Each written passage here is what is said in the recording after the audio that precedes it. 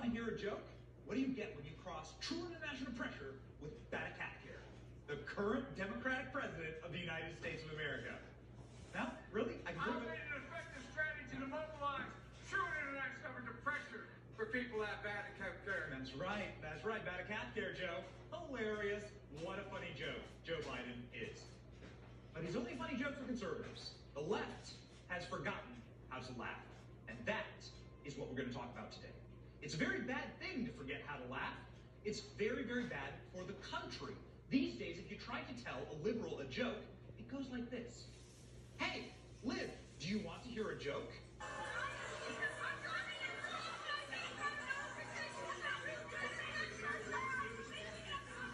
Okay, all right, okay, got it. Sorry, I'm sorry. Every single joke made about the left will be met with the same shrill response.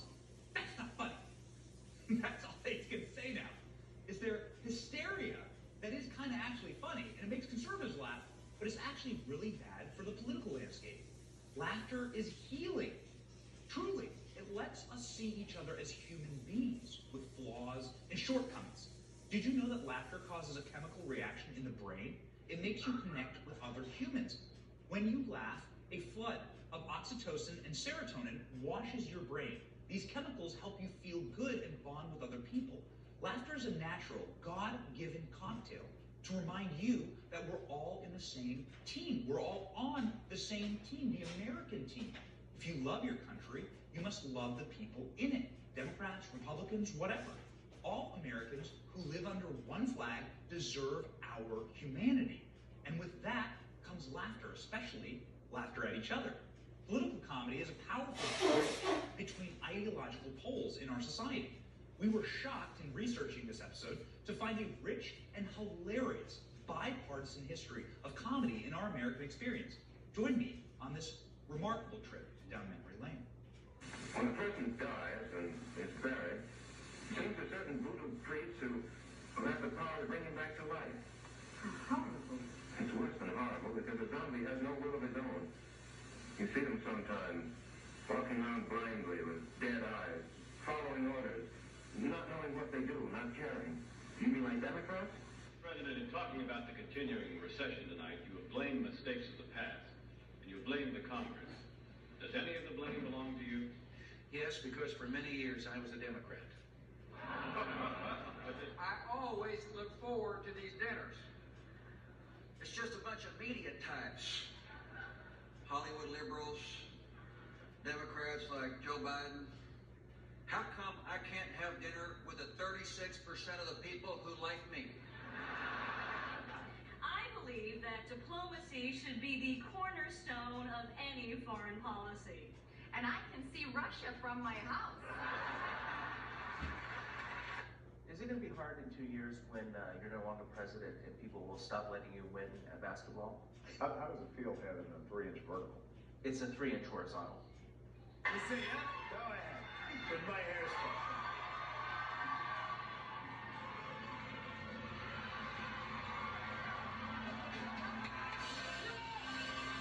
What do we call people that go willy-nilly through life just doing things because it feels good? Democrats. To you, Mrs. Reagan, lovely Mrs. Reagan, to you, our dear President, may God be good to you and yours the coming 4 years and beyond that. You're a great gentleman and a great credit to the country. May He give you health, the Almighty, and may you reign as long as you wish. God bless. Many of the Hollywood stars and entertainers in that montage there were left-leaning, but they were still laughing. They were still laughing with people of the opposing political party. How times change. Today, Hollywood leftists' humor looks a lot like this. I know, me too. She's fabulous. I cannot wait to see her debate our current Vice President, Mika Pines. Or, is it Paints? It's pronounced Ponce, I believe. Oh, some kind of weird foreign name? Yeah, not very American sounding. Yeah, that's what people are saying. I don't know who created Pokemon Go. But I'm trying to figure out how we get them to have Pokemon go to the polls. If you had to be stuck in an elevator with either President Trump, Mike Pence, or Jeff Sessions, who would it be? Does one of us have to come out alive? What happened to these people? That's actually a quote that Kamala Harris says. Does one of us have to come out alive? I mean, it's ghoulish. You know, what happened to them is actually very easy to diagnose. At the root of all humor is truth. Jokes about a priest, a minister, and a rabbi are funny because there's a nugget of truth in them. When your truth is relative, non-existent, you have no stomach for humor. The modern left has embraced moral relativism. Therefore, they have no truth. If you have no truth, then there's nothing left to laugh at. Or even worse, you're scared to laugh because you're worried you may offend someone else's truth. It's insane. And this is why the left often says speech is violence, silence is violence, everything is offensive. A chicken crossing the road? You can't tell that joke, okay? It's offensive to the Riley family. They're chicken farmers. Knock-knock jokes? That's offensive to people who are so poor they don't have doors on their houses. A juvenile fart joke? The bedrock of American comedy? That's offensive to California Democratic congressmen who have affairs with Chinese spies and poop in their pants on national TV. $100 to ask the Ukrainians to help them cheat an election. Sorry, Eric. I know. We're so sorry to offend you. We apologize. Warning label. Stop laughing, okay? Stop laughing at that stuff. It's not funny. Remember, it's not funny. Especially the left. And they want you to know it. Article after article written these days about post-comedy. Offensive jokes. Is stand-up doomed? Look at some of these headlines. How funny does comedy need to be? No jokes, please. We're liberal. Guys, these are mainstream establishment articles writing about the death of comedy, and they killed it themselves.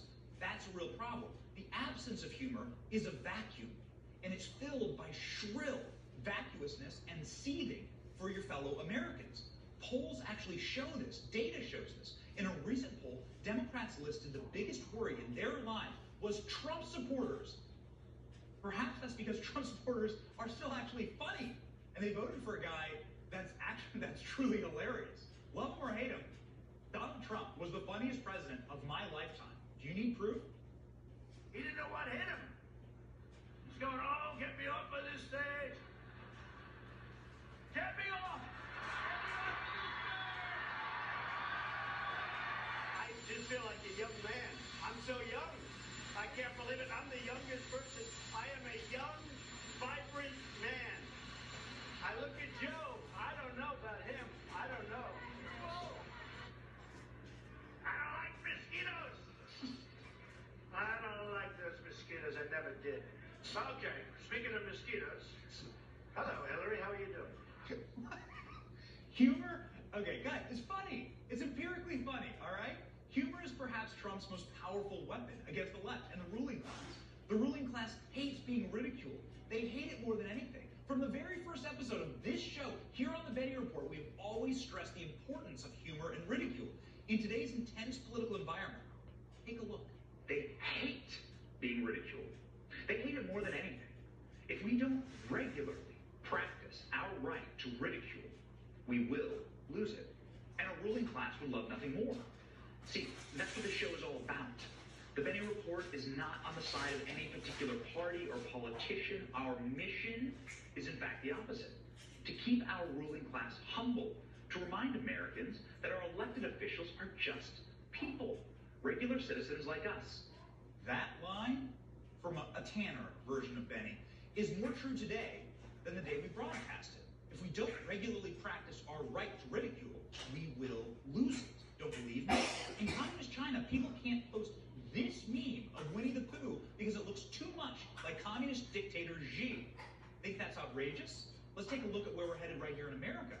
Memes are not illegal yet, but big tech censors are working in lockstep with the current administration to suppress comedy and criticisms of the Biden administration. Cancel culture has eroded the joy in American culture to the point of absurdity. This is why it is more important than ever in American history to keep humor and ridicule alive, because it is now clear that we could very well be on the verge of losing it.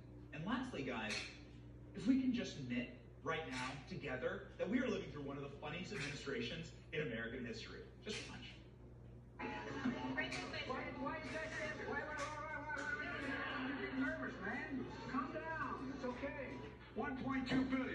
So you go ahead and you stack spaghetti sauce at a store, in a supermarket. You control the guy or the woman who brings out on a forklift. What happened? I got hairy legs that turn blonde in the sun. Reach in the pool and rub my leg down so it's straight and then watch the hair come back up again.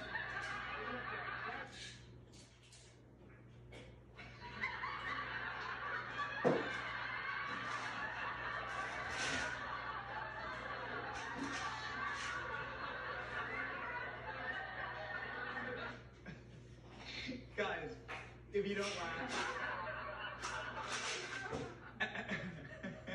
if you don't laugh, you may cry. Use your God-given right to laugh. It's healthy. It's good for you. It's good for our country. Laugh at politicians. Laugh at me. I deserve it more than most. But keep laughing. A good-humored, happy,